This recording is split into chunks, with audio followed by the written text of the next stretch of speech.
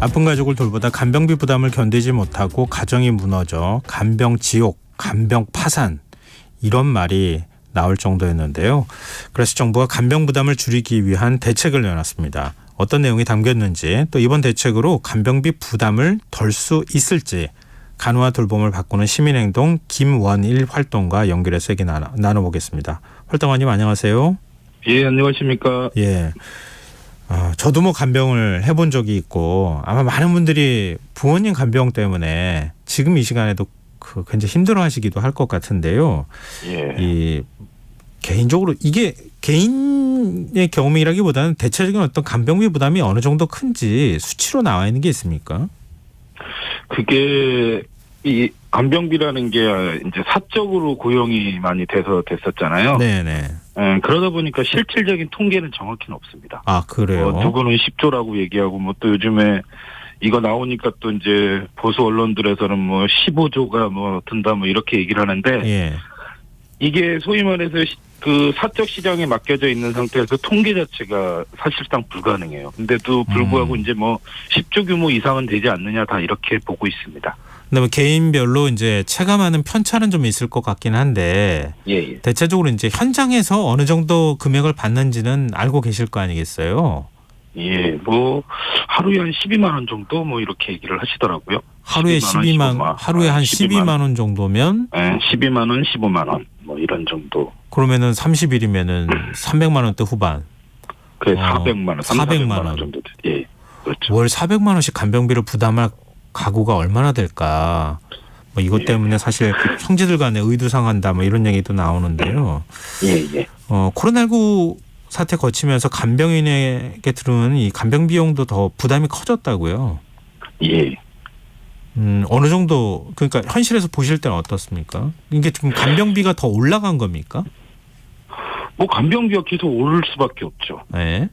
왜냐하면 간병 수요는 계속 늘어나기 때문에 지금 고령화라는 게 이제 간병 수요가 늘 수밖에 없잖아요. 예. 그러다 보니까 그리고 간병 인력을 구하기는 어렵고 그러다 보니까 당연히 간병 비용이 올라갈 수밖에 없는 거죠.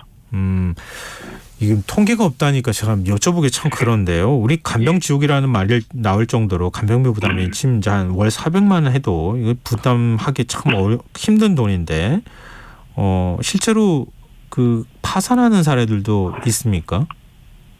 뭐 굉장히 많이 나오지 않습니까? 예. 지금 뭐 이제 간병 살인, 간병 파산 이게 이제는 사회적 문제가 이미 되고 있는 거죠. 그리고 뭐 실제로 이제 그러다 보니까 이제 이 가족과 아버지를 그 사실상 그 아버지의 간병을 포기한 거죠. 그러다 보니까 이제 사망에 이르게 된 거고 그래서 그 대법원에서 이제 그 4년형을 받았던 청년도 있었고요. 예. 이런 사태들이 있었죠. 정부가 이제 대책을 내놨는데요.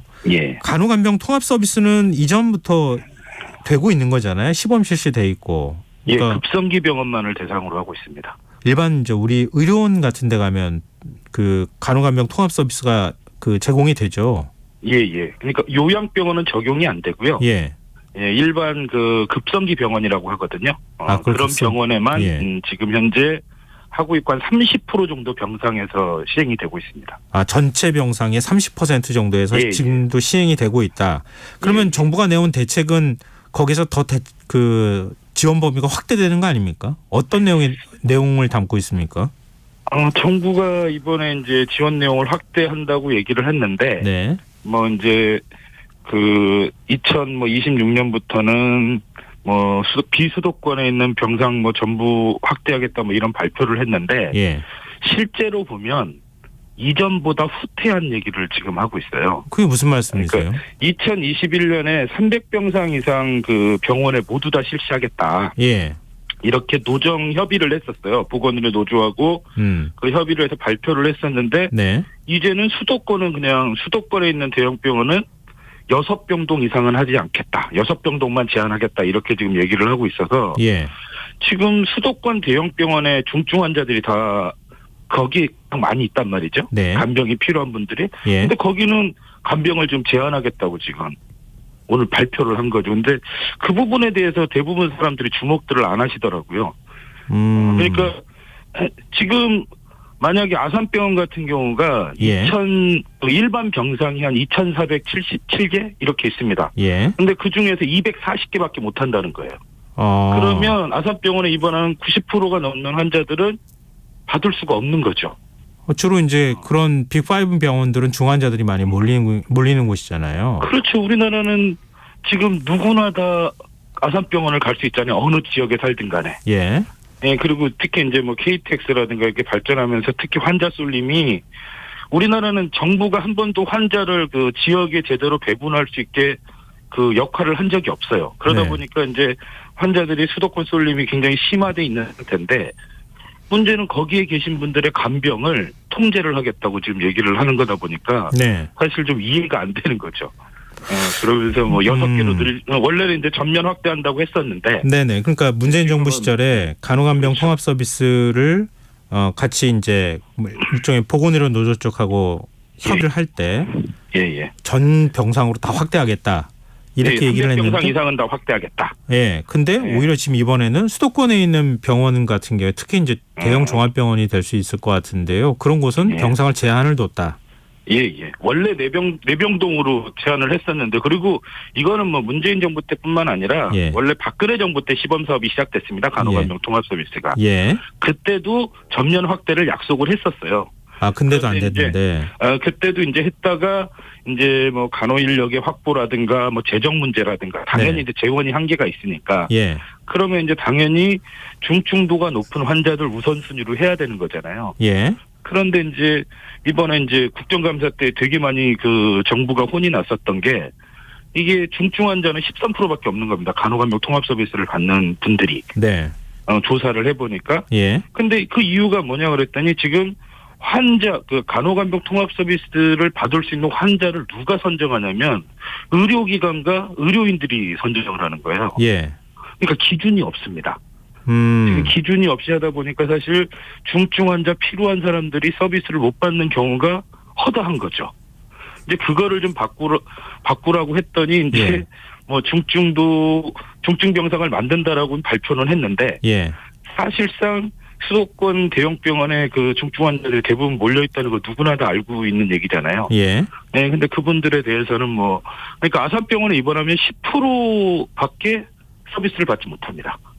그러면 왜 정부가 이렇게 지금 세 번째 바뀌는 거 아니에요? 박근혜 정부 때 시범 도입하고 문재인 정부 때까지 확대하는 방향으로 갔는데 이번에 오히려 수도권 병상이 줄어드는 결과로 발표 내용이 담겼다 이렇게 말씀해 주셨는데 이게 오히려 준 건 아니고요. 2개 늘렸는데요. 2개 늘렸는데 결국은 이제 전면 확대하겠다는 얘기를 이제 축소한 거죠. 기존 그러니까 이전에 약속했던 거에서는 오히려 축소된 거다 이런 말씀이신 거잖아요.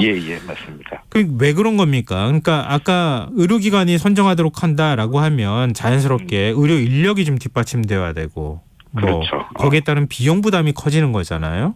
그러니까 이번에도 그런 게 반영이 된 겁니까? 현실적인 대책이 되는 거꾸로 말하면 이 공수표 날리는 게 아니라 현실적으로 가능한 방법을 찾자 이렇게 했다고도 볼 수 있지 않을까요?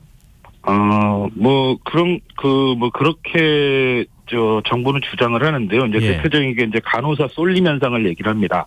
만약에 수도권에 그 간호간병 통합 서비스를 많이 하게 되면 지방에 있는 간호사가 서울로 올라가고 간호 인력들이 그래서 지방은 그 제대로 된 서비스를 제공하기 어렵다 이런 얘기를 해요. 근데 그걸 이유로 지금까지 수도권에 있는 대형 병원의 간호간병 통합 서비스 병상을 제한을 해왔거든요. 근데 정부가 보면 근데 이제 문제로 환자는 계속 수도권으로 쏠리잖아요.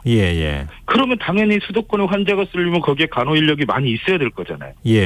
그럼 문제는 환자를 잘 분산하는 게 정부가 할 일인 건데 이번에 보면 지역 의사제라든가 그러니까 사실 환자가 이렇게 수도권으로 쏠리는 것 간호사뿐 아니라 의사, 병상 이런 것들인데 이런 걸 전혀 통제를 안 해요. 이번에 심지어 지역 의사제는 복지부가 사실상 반대까지 하더라고요. 2020년에는 본인들이 찬성을 했다가 이제 정부가 바뀌니까 이제 반대. 그러면 의사라든가 이런 자원들을 지역에 잘 분배를 하면서 이런 얘기를 해야 되는 건데 문제는 그런 거는 하지 않으면서 오로지 이제 간호 인력에 대해서만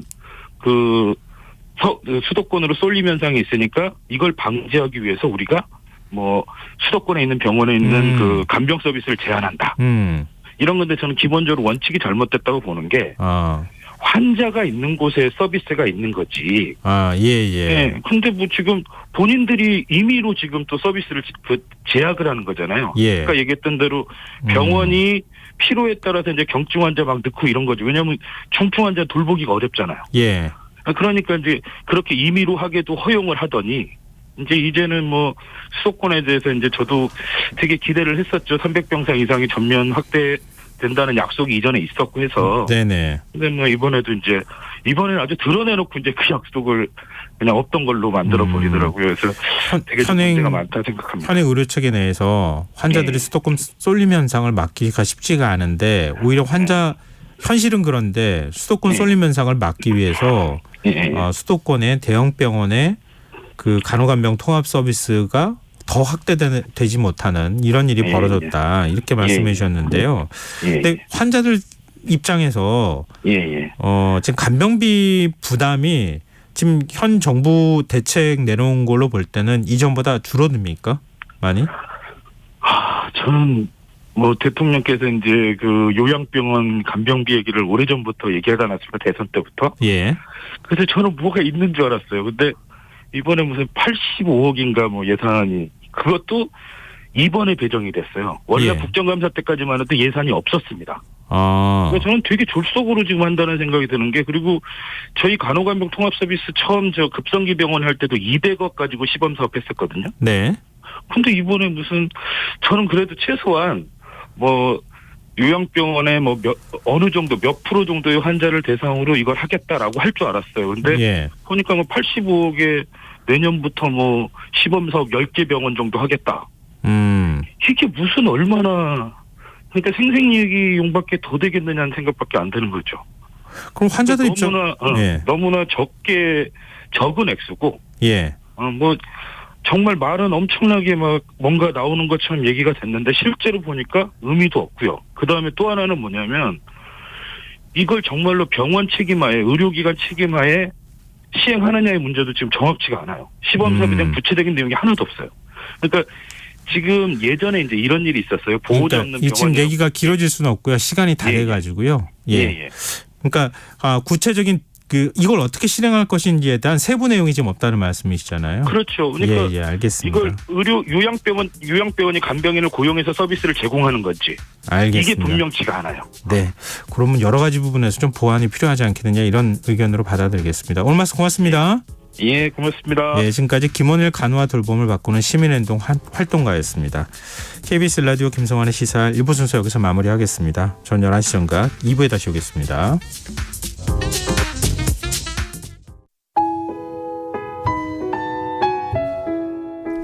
청취자 여러분, 위기가정을 찾아주세요. 어려운 경제 상황 속에서 긴급한 경제적 지원이 필요한데도 복지 사각지대에 놓여 있어 아무런 지원도 받지 못하고 극한 상황으로 내몰리고 있는 위기가정이 늘고 있습니다. KBS 강태원 복지재단에서는 사회안전망에서 벗어나 위기에 처해 있는 가정을 발굴해 긴급 지원하는 사업을 진행합니다. 여러분 주위에 스스로의 힘만으로는 도저히 일어설 수 없는 힘든 이웃이 혹시 있는지 찾아봐 주세요. 우리 사회의 건강한 구성원으로 신속히 복귀할 수 있도록 KBS 강태원 복지재단이 작은 힘을 보태겠습니다. 여러분의 제보 전화를 기다립니다.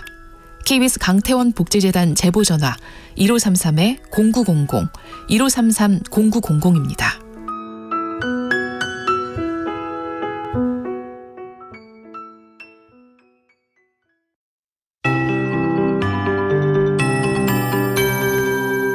KBS 58분 날씨.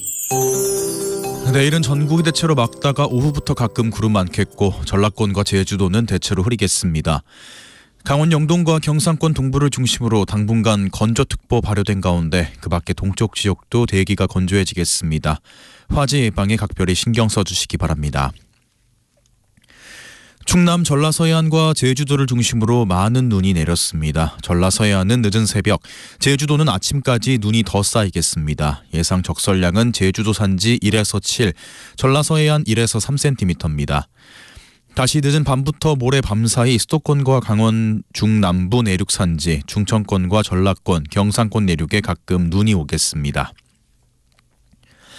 대부분 지역에 한파특보가 내려져 있습니다. 내일 아침 최저기온 서울 영하 12도, 광주 영하 7도 등 전국이 영하 17에서 영하 4도, 낮 최고 기온은 서울 영하 2도, 대구 2도 등 전국이 영하 3에서 5도로 낮부터 기온이 오르겠지만 평년보단 낮겠습니다.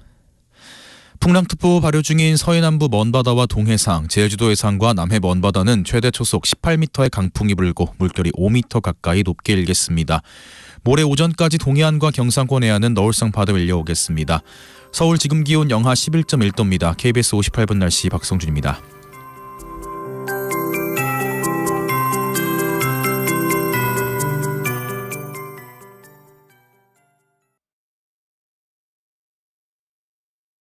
정성을 다하는 국민의 방송 KBS가 11시를 알려드립니다. AM 711kHz, FM 97.3MHz, KBS 1라디오입니다. HLKA.